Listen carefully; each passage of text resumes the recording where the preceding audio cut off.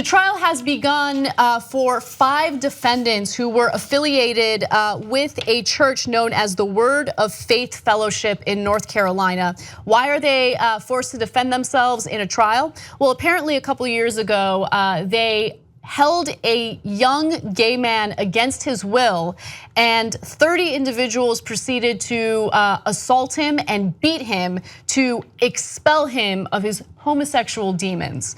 Now, Minister Brooke Covington was at the center of this story. She was one of the individuals who instructed the parishioners to do this. Brooke Covington, longtime minister at Word of Faith Fellowship in Springdale, North Carolina, is the first of 5 church members to face trial in the case. Each defendant will be tried separately. Now, if she's convicted, she does face 2 years in prison. But the story is all about Matthew Fenner, who at 23 years old found himself in the middle of this abusive behavior, and it's affected his life ever since, and he just wants some closure. Fenner, 23, said he was leaving a prayer service on January 27th of 2013 when nearly 24 people surrounded him in the sanctuary. He said they slapped, punched, choked, and blasted him, a church practice that involves intense screaming, for 2 hours as they tried to expel his so-called homosexual demons. Did it work?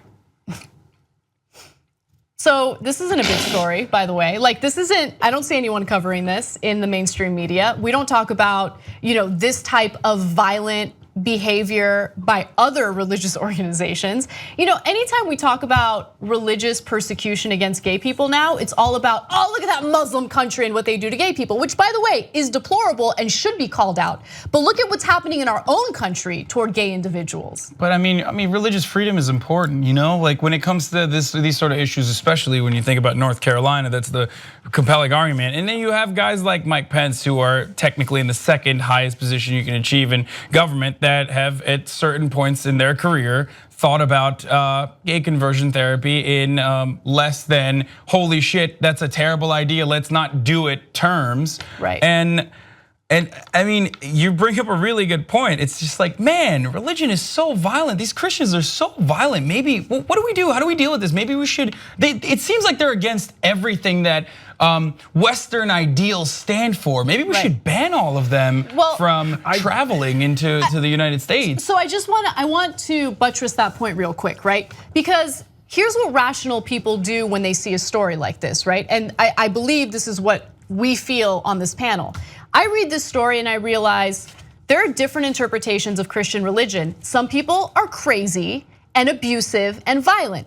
These people are not representative of Christians in general in the United States. I think Christians in general in the United States are perfectly fine, peaceful human beings that don't cause any trouble. But then there are extremists like this woman and the 5 people that are, now defending themselves in court that are fundamentalists who are dangerous and should be called out. Making generalizations about an entire religion, in my opinion, is a little crazy, right? So here's what I'd say. I think she made a giant mistake in her statement. She said that God said that there is something wrong in his life, essentially. And so by saying that God said this, now God's probably gonna face a subpoena. And he has to testify in a court of law, because if God said it, and I'm fine with God getting subpoenaed, but what if God doesn't show up? Because he hasn't really shown up in thousands of years. Now he's not gonna show up to court, he's gonna be held in contempt. And now God's gonna have to pay like a $400 fine. And I think God that was irresponsible of her. They're gonna have to put God in prison. But honestly, that's what freaks me out, is when they say God told you something is wrong in your life. It's like, well, then where's the tape? Is you're gonna have to go to court, show me the tape, show me the moment that he said that to you. It's just so crazy to me. When I see a story like this, I just think to myself, that's terrible. What the hell else am I supposed to say? Right, well. Why isn't every single Christian church out there condemning these attacks publicly? The fact that they're not doing so obviously means that they all condone it. Therefore, all of Christianity is evil. All Christians that support Christianity are evil, and they condone beatings of homosexuals outside of churches. Like the fact that this 23-year-old was still going to church in North Carolina, surrounded by these bigots. Like he was still trying no longer is a part of the church, but he did. He was part of it. I'm just saying, like he still You can be gay and still practice your faith, right? That's the dangerous part of it. I think that is one of the more nuanced parts that you might not think of. It's the idea that this is your community. For a lot of people, church is their community, and their community is telling them there's something wrong with them. And beating him up and screaming at him, which by the way. Can you guys imagine that, by the way? Like, he tried to leave, they held him against his will, and as many as 30 people just started beating him up.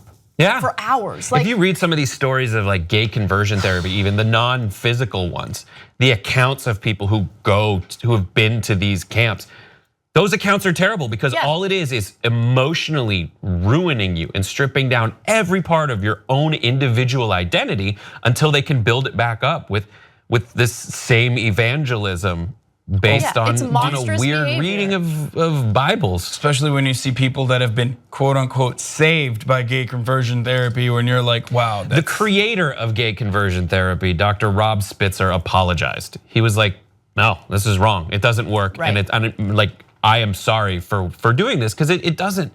I mean, just watch. Cenk has on the soundboard that one audio clip of the guy from, whatever it was, 2002, who went through gay conversion therapy, and his, perfectly healthy way of dealing with any gay impulse is to take a tennis racket and beat the crap out of his bed while saying, "Mom, why did you do that? Mom." Right, yeah. That's not healthy. It's not, which is why some states have banned gay conversion therapy. And by the way, gay conversion therapy for a very long time used electroshock therapy on individuals who were deemed gay. So it's just hideous behavior. And again, just to be 100% clear, the whole reason why I brought up the making generalizations about all religious people is because it's absurd in a Christian context, it's absurd in a Jewish context, it's absurd in a Muslim context, it's absurd in any context, right? If a guy, like, it would be like the equivalent of me assuming that every guy is like Alex Jones, right? That is a very dangerous mindset to have, and it's very wrong. Yeah. Right? Well, Alex Jones does represent the epitome of man. But no, he doesn't. The one thing I was gonna say, look, we always talk about our partisan bubbles and whatnot, and a part of this stems from that we live in a majority Christian population. So it's for some of our viewers that live in the middle of America, or for people that don't even watch the Young Turks, that can easily disassociate like this bigoted treatment of a homosexual with the entirety of the religion. It's easy for them because they understand that there are other Christians out there that could be gay, or like they have a better understanding, they have a better perspective on it, but they don't when it comes to Muslims and Islam in general, because of everything that they see in news and also in media. I get that. So like a big part of that stems from that idea that like they think when you think about a Muslim man and you've never actually encountered one, or even if you've encountered one or two like brief interactions, you feel like they all are hell bent on destroying America because that's what everyone's telling them. And I get that. And the only thing that I ask of everyone, including those who may not, watch the show regularly, who are in Middle America and who have fallen victim to some of the propaganda and the fear mongering by our politicians, just stop and think for a second, because generalizing entire groups of people does have negative ramifications, right? And I think that's one of the reasons why we're experiencing so much hostility. And we have to look at every individual case as an individual case rather than a representation of like a gigantic trend within an entire community. What do you get for Young Turks membership? It's a mystery. Only one way to find out. TYTnetwork.com/join.